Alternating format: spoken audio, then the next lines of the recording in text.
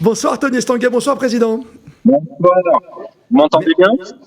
Merci, oui, on t'entend à peu près, Tony. On est ravis de t'avoir avec nous parce qu'on arrive vers la fin des Jeux. Je disais en ouverture d'émission, on a du mal à croire que demain, on va baisser le drapeau, quoi. On attend ton discours, hein, on a été révolutionnaire jusqu'au bout. C'est bien, je suis fier de vous. Comment pardon, je te tutoie, Président. Comment voyez-vous, parce qu'on se connaît depuis l'époque où il était champion, bien sûr, Tony Estanguet, on a fait des Jeux Olympiques, on sait ce que c'est que de fêter, on sait ce que c'est que le prix du combat pour toi aussi. Il y a plein d'images qui vont rester, mais déjà on a l'impression que c'est une immense satisfaction et depuis les Jeux Olympiques, avant les paras, vous avez réussi, cher Président, à faire taire tous les grincheux. Ouais, c'est vrai que c'était chouette, hein. On a vécu un été historique, je pense, pour le sport français, pour notre pays. Je pense qu'on a montré une France qui était rayonnante, qui était accueillante, qui était spectaculaire. Des images qui ont fait le tour du monde. Et puis, on a vécu des émotions sportives, parce qu'on a quand même une génération incroyable d'athlètes qui nous ont régalés, tant sur la partie olympique que sur la partie paralympique.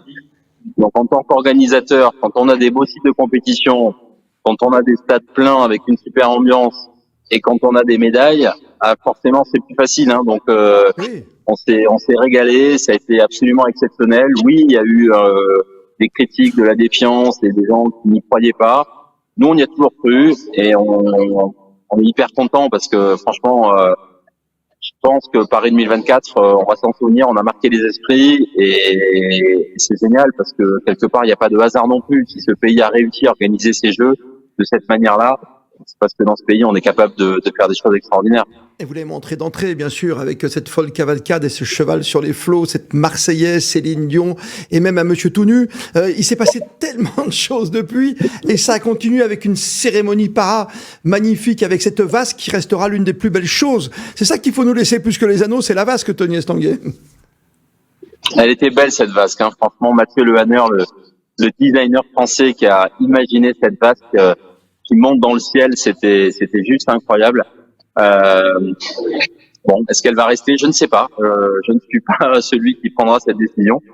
Mais en tous les cas, on en a bien profité. Ça nous a offert des très belles images. C'est bien aussi des choses éphémères. Voilà, c'était magique d'avoir cette vasque allumée tous les soirs, monter dans le ciel et redescendre la journée, être prise en photo par des centaines de milliers de personnes. Hein. On parle de ça en fait.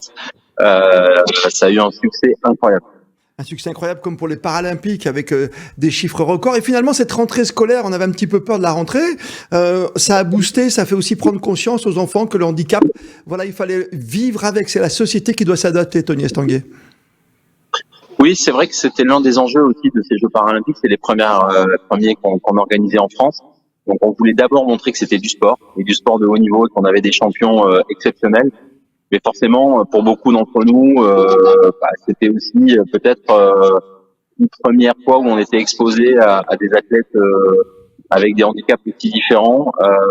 Et vous l'avez dit, on a eu, je crois, à peu près 300 000 enfants qui sont venus dans les stades, grâce à l'État, grâce aux collectivités locales.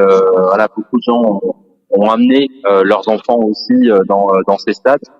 Et cette génération 2024, je pense qu'elle n'aura plus le même regard sur les personnes en situation de handicap. Ça nous fait du bien, hein, quand on voit des athlètes, je pense au Brésilien Gabriel, le nageur, voilà, qui nage, qui fait des temps quand même assez incroyables et avec une telle joie de vivre.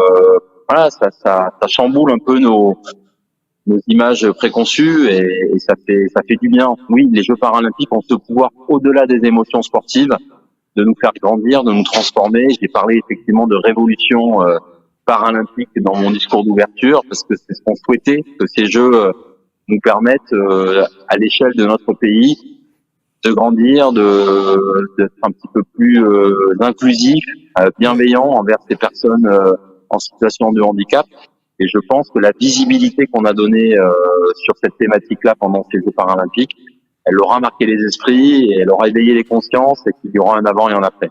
Un avant d'après avec aussi une dynamique en ce moment, on le voit avec, je pense à Artus qui a fait ce film, un petit truc en plus, je pense à notre confrère qui était ici même il y a pas très longtemps, j'allais dire à votre place, à mes côtés c'est Mathieu Lartaud qui a fait beaucoup, avec Théo Curin, avec Philippe Croison, ce sont des images, ce sont des gens, il va rester quelque chose de ces Jeux Olympiques, on est d'accord Tony Estanguet, et des Paralympiques bien sûr. Oui, moi j'en suis convaincu et je pense que c'est aussi parce qu'effectivement, vous l'avez dit, beaucoup de gens y ont mis du sien, du leur pour justement contribuer à ce succès collectif. Artus était là cet après-midi pour ouvrir la session de para-judo avec les 3 bâtons, les 3 coups, voilà. Et c'est chouette qu'on ait des personnalités françaises qui donnent de la visibilité justement sur ces athlètes, qui apportent leur soutien. Parce que oui, ça va être une aventure collective. On a encore du chemin à parcourir dans notre pays. On sait que le handicap est une source de discrimination encore très importante pour accéder à l'emploi, pour accéder au transport, pour accéder au sport. Et on pense exactement. Et donc voilà, ce n'était qu'un départ. Ces Jeux paralympiques ont, je pense, un peu éveillé les consciences. Et maintenant, on compte sur chacun d'entre nous pour continuer à avancer, continuer à être plus inclusif dans nos modes de fonctionnement, dans les entreprises, à l'école. Voilà, on a la possibilité de faire bouger les choses. Dans 48 heures avant de vous libérer, parce qu'on a convenu d'un accord dans le timing qui est très impressionnant d'un président, et on vous remercie encore Tony avec votre équipe, avec Christophe Proust, d'avoir établi cette liaison. Je pense qu'on se verra tout à l'heure au Cécifoot, j'imagine, parce qu'elle a la médaille. Si dans 48 heures je veux prendre un café avec vous, Tony Estanguet, je vous retrouve où, à Pau, ou près de l'Élysée, ou près de Matignon pour discuter, ou pas?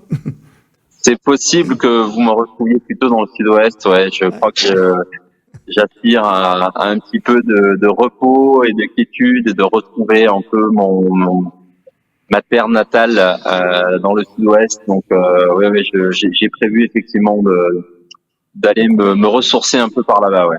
Et après? Et après, je ne sais pas. Ouais, c'est la grande question que l'on me pose beaucoup aujourd'hui. Je pense que j'ai la chance d'avoir vécu avec ces 10 dernières années ce projet incroyable, des expériences folles dans des univers très différents. Donc je me sens voilà, prêt à relever de nouveaux défis. J'ai été un homme de défi dans ma carrière d'athlète, puis sur les 10 dernières années avec Paris 2024. Et oui, le goût du défi, ça me parle. Donc à moi de retrouver dans les mois qui viennent un nouveau défi à relever, et je suis sûr qu'il y en aura, et la vie est faite de belles surprises, donc je suis pas particulièrement inquiet. Là, j'ai juste besoin de calmer un peu le jeu, de faire le point, le bilan, et de retrouver un défi qui va me motiver. Mais il y a 2030, on est avec Johan Taberlet, qui fait partie de nos experts, vous savez, dans les champions para d'hiver. On a un petit espoir qui vous allez peut-être découvrir dans quelques instants, qui s'appelle Nolan, qui souffre d'une forme de maladie de Charcot, qui est avec nous dans quelques instants, et Christelle, qui court avec une seule jambe valide à vélo, qui était tous les soirs avec nous pour parler des paras, bien sûr. Et je les embrasse très fort, ils sont là. Johan Taberlet vous attend avec peut-être Martin Fourcade pour 2030. Qui sait, Tony Estanguet? Bonne soirée, on se retrouve tout à l'heure, on se fait un petit coucou chez les Cécifoot, d'accord Tony? Merci d'avoir été avec nous. Avec grand plaisir. Merci d'avoir joué. À bientôt. Faites rien de spécial après. Nous, Radio Sport, on vous engage tout de suite, bien sûr. Ok, c'est gentil. Merci, au revoir.